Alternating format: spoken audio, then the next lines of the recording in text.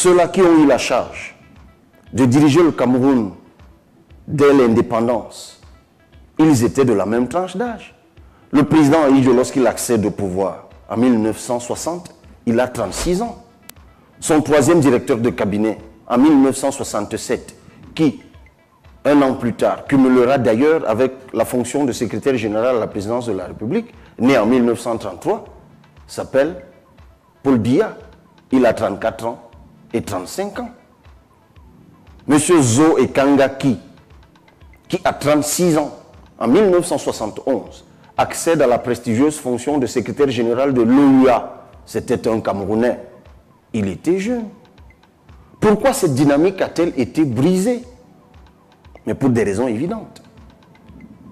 Parce que certains ont eu la grâce de la longévité. Et ça, c'est même peut-être pas le plus grave. Mais ne se sont pas préoccupés à préparer leur relève.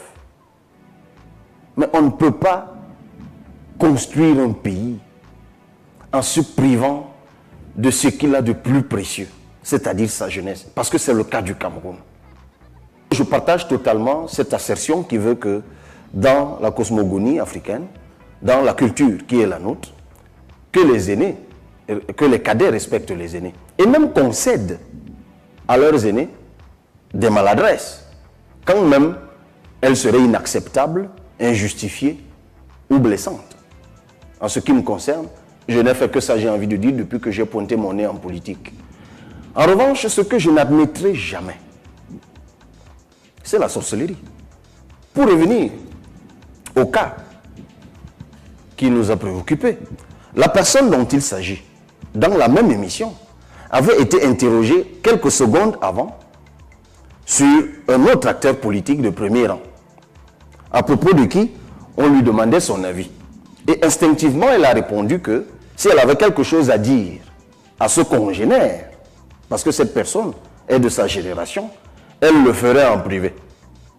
Donc, elle s'est abstenue de tenir à son endroit, quand même elle aurait eu des pensées malveillantes, de les exprimer publiquement. Mais lorsque quelques secondes après, on lui demande ce qu'elle pense de ma modeste personne, eh bien, elle se fend donc en déclaration inacceptable, visant quoi? À détruire le cadet que je suis, pour faire place, je ne sais à qui.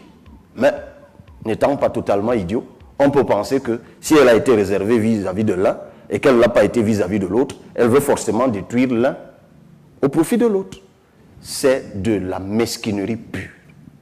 Prosaïquement, c'est ça qu'on appelle de la sorcellerie. Et c'est inacceptable.